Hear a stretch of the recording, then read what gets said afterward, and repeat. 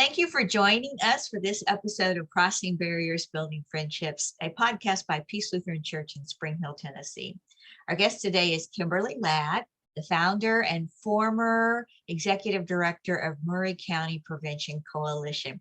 Thanks for being with us today, Kim. Thanks so much for having me, Pastor Ann. It's always great to see you.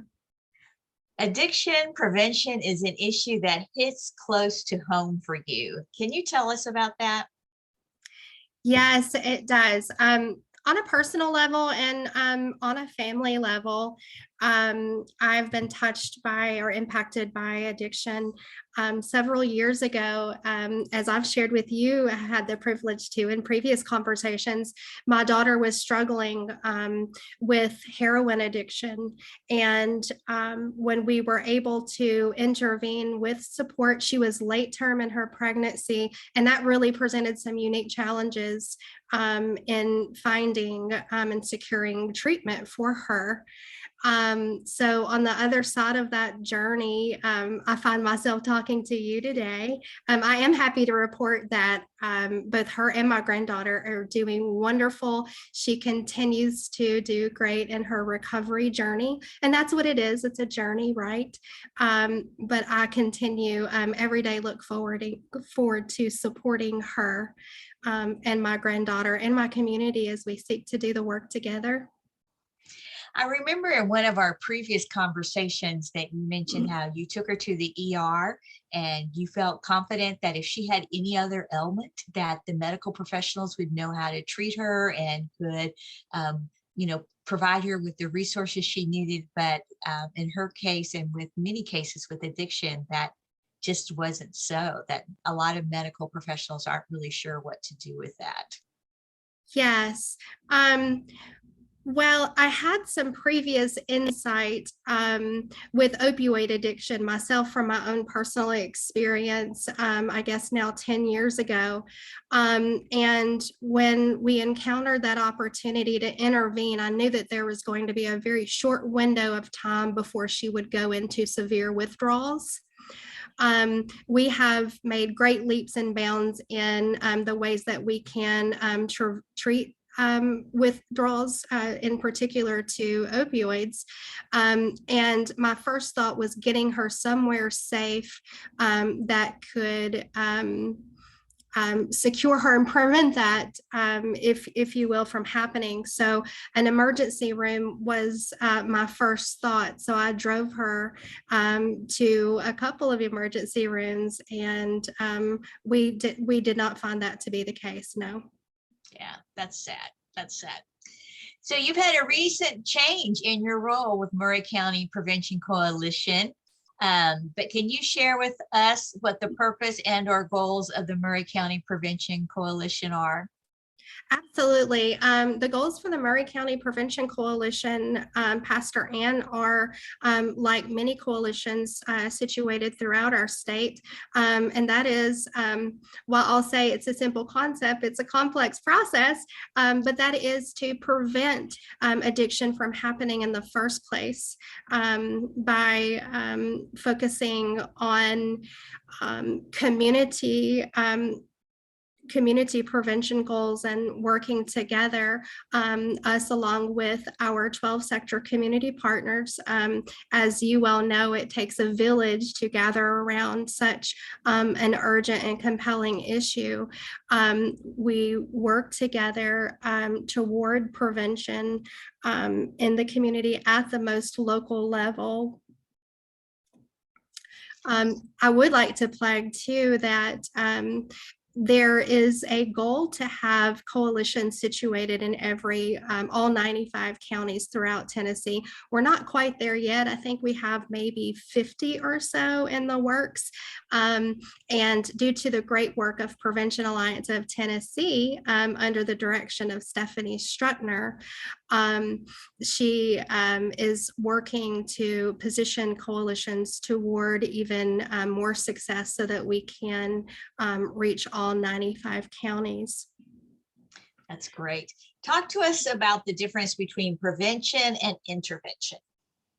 Sure. So when we think about prevention, as I mentioned, that's before we have any introduction of substance use at all. So primary prevention, again, is preventing something before it happens. What we would call secondary prevention would be intervention, and that is intervening as early as possible once that substance use has occurred. And then tertiary prevention is when we are seeking a path of recovery for a person that has indeed what we would call have a substance use disorder. And that's getting closer toward what we would call the addiction of the disease of addiction. What are some of the benefits for a society to be focused on prevention versus intervention? Um, there's lots of benefits, and that's one of my favorite things to talk about, is the opportunity that we do have to intervene, not with just with children, but with families also. We've come to know so much more about the disease of addiction, and ways in which we can promote it. One of my favorite authors, Dr. Gabor Mate, I was watching a video from him this morning, and he does just a great job at pointing out how addiction is always a response to a childhood trauma. And he further points out that trauma is not what happens to us as so much as it is what happens inside of us in the absence of an empathetic witness. So the concept there being, with this knowledge and information now, we can work to grow and strengthen families with those healthy connections and healthy social, emotional, and coping skills together in order to really get ahead of into any mental health or addiction issues downstream. There is also a significant cost savings associated with that too, to the tune of $13.33, where in communities like ours, where we are measuring the impact of prevention. And the real cool thing about prevention activities is they just don't, it's not necessarily simply addiction focused. It also prevents many other disparities that we might otherwise see, like teen pregnancy behaviors and such. I've heard you talk about the science of the positive, or growing what is right. What does that mean, and how is it important to prevention? Yes, what's strong, not what's wrong.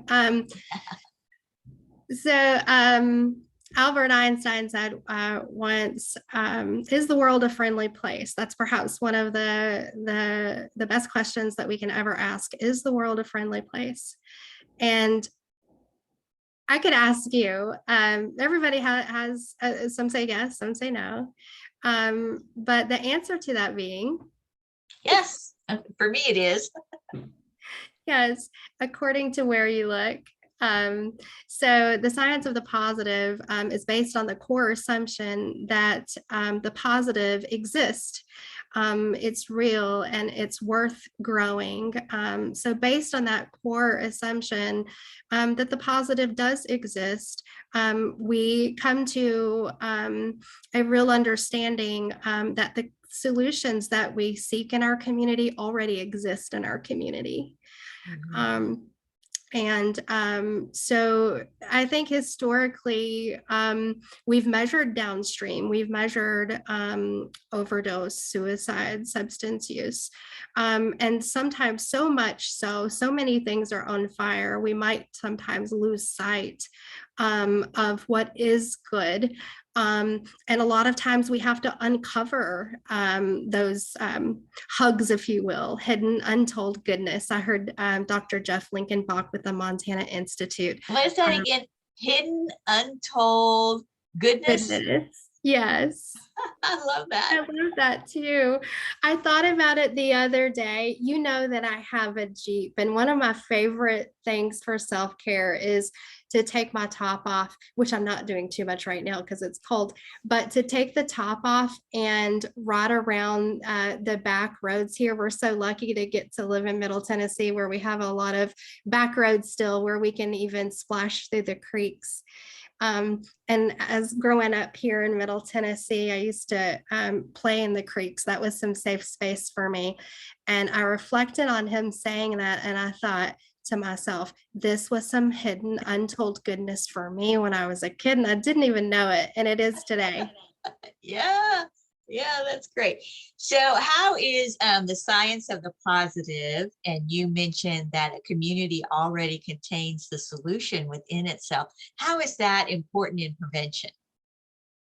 Well, it's important for prevention, one, so we don't recreate the wheel, but that we also honor what exists good and real. I think that we can look to maybe some historical decisions that were made with our first people and in our Native American cultures that perhaps we came in thinking, oh, this is a new discovery and we're discovering this. There's the new river, when in fact, the river is not new.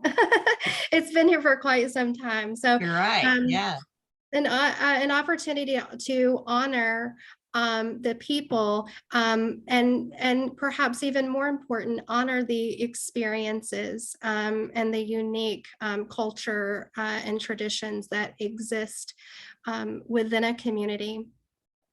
But back to what I mentioned about historically measuring what's wrong. It's and it's easy to do. I think that we all do it. We have these very real data in our face, and it's easy to think, okay, this is what is the norm, but is it really the norm? And when we find, for example, drinking alcohol, we might think that that's for a child a rite of passage, or that's the norm for teens, but in fact, it's not. And that misperception, in fact, can certainly be a risk factor.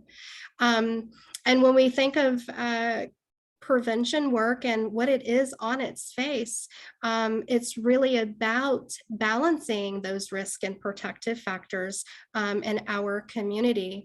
And in that way, the science of the positive helps us to balance hope and concern, because certainly there is concern to be had for overdose, suicide, and the adverse childhood experiences that are indeed at the root of that. But what is more is the good is there, and it's worth discovering and growing together. And that's the work of our community, really. Yes. I love discovering the good and growing the good. I think that's so important. And this is incredible work that you are doing. What are some of the barriers that you have encountered? Um, I think that traditionally, how community-based programs have been funded, again, we are funded to measure those downstream effects, versus innovative opportunities might allow us to measure the good. But I do think that that is something that is shifting and changing. More projects are going to, and rightfully so, need the collaboration and the collective impact of the entire community. So I would say silos, us working on, we're all just so busy. Someone working in early childhood, they're working to meet their goals. Maybe they're visiting with families. Maybe we have our law enforcement working with families out in the street, and we have perhaps the hospital doing something. So really taking a moment to see how and where can we align on shared goals, so that we are being effective and not so busy. I think certainly it's easy for us to all get in our own silos and focused on our own work, so that we might not see the ways that we can be more innovative and certainly effective when we do work together. Tell me a little bit. I've heard you say this phrase several times, downstream. What do you mean by that? Well, downstream, I would say that, well, let me just tell you a little story if I could. I might have told you this before, I don't know, but if But it's tell me it again. I love it. you're like, oh, just no, tell me again. So when I was brand new to prevention work, someone shared this story with me. So I didn't invent it, but I did tweak it a little bit. But as the story goes, there was the fisher folk of a small village that were out fishing for their supper, when all of a sudden the man fishing furthest downstream, he noticed a child was floating near the water's edge, and he was certainly about to drown if he didn't jump in to save him. So he jumped in, and he grabbed the child and brought him to shore. And then soon he saw another one, so he did the same. He jumped in and grabbed the child and swam to shore. Soon it was too much. He couldn't keep up. So he started hollering for his community to come and help him. And they did. In came the community, and they were all rushing in and diving in to save the children that were in danger of drowning. When up from the top of the mountain, everybody called her the medicine woman. The medicine woman heard the ruckus, and she peeked outside of her window, and she saw all of the commotion that was happening down at the river. So she grabbed her cane and she began to make her descent down the mountain, and she got near to the water's edge, and she said, "What's going on here?" And he said, "Lady, jump in and help us. We need to save the drowning children." And so she surveyed for just a moment, and she began to make her ascent to see where the children were falling in to begin with. When she makes her way up to the top, I bet you can imagine what she finds. She finds some places where the boundaries are not there, or they've been washed out, or the bridge is out. And so what she does is she comes down and she grabs her community, and they make their way up to the beginning of the stream. And they begin to make those repairs. But what's more, Pastor Ann, is like, we've told that story, and I've sat and thought about that story myself. And I'll tell you what made me think of this yesterday. I was reading, our state has really been innovative to address adverse childhood experiences and encourage collaboration amongst our state and local partners. And there will be a soon to be released document out that will be published by the National Governors Association. And the National Governors Association is a group of governors, as you would imagine, but they set the tone and give that support to how states roll out their strategies and plans. And in one of the publications, it mentioned how important it is for a governor to have a 30,000-foot view. And when I read that, I thought how true that is for a governor to have a 30,000-foot view. But so too is it for all of us working toward community goals. It's important for us to zoom out. And that's really the perspective, I think, that the Root Mama had, or the medicine woman. I sometimes call her Root Mama. She's special to me right here, as you might imagine. But that's the perspective that she had. She was on top of the mountain. So when she made her descent, she knew where to go to work. But that certainly does not mean that we stop that work downstream. What that does mean is that we take the wisdom and the tools and the frameworks, and we equip our entire community to work together so that we have people positioned all throughout the river, whether that's upstream or downstream. And we're working toward effectiveness while we're doing that. I'm so glad to hear that our state is doing something good and that there's a Yeah. lot of collaboration and partnership and kind of working all banks of the river. What are some of the friendships that you have built in your work with the Murray County Prevention Coalition? Oh my goodness, that's one of my most favorite parts is the relationships that I've had an opportunity to build. Um, and people too that really just felt the heartbeat of moving upstream in order to engage prevention. One of those is blessed Dr. Donna Whitney. She takes care of our babies at Murray Regional, and our hospital receives babies from 5 other surrounding counties. So she's working with moms and babies to get a healthy and good start from the hospital. Also, April Scott with Sitterstone, she's just been a wonderful partner. And she works with our infant and early childhood and maternal health goals.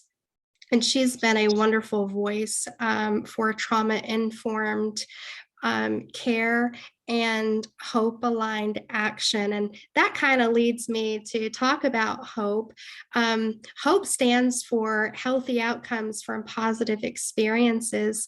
And that's what I will be doing next. I will be partnering with April on the South Central Tennessee Resiliency Project to bring hope to our community and work towards growing positive childhood experiences upstream that we know impact downstream. So I'm super excited about that new opportunity. Yeah, that's wonderful news. I was Yeah. best of luck to you as you engage in that, and I look forward to hear about the wonderful things that you're doing with that. So to sum things up, what is the single most important thing you want those listening to know? That you can make a difference. You can make a difference. Like I always try to reiterate, it takes an entire community to care for the village. And there are so many wonderful things that are ongoing in our community.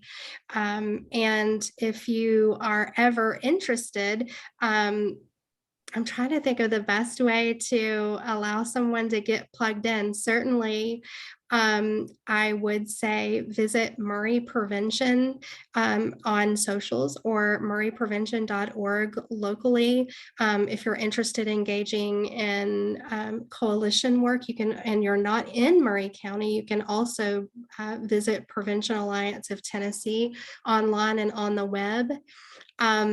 And with Building Strong Brains, I would definitely encourage everybody to check out the Tennessee's Building Strong Brains project. Like I said, that's our state's innovative effort to engage community partners to do just that, make a difference, and positively impact the lives of children and families in our community.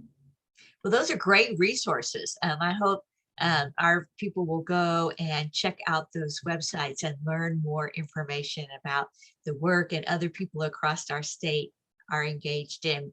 So thanks again for joining us, Kim. We're so delighted to have you here. Thank you for taking the time and explaining this to us. Thank you. Thank you, Pastor Ann, always.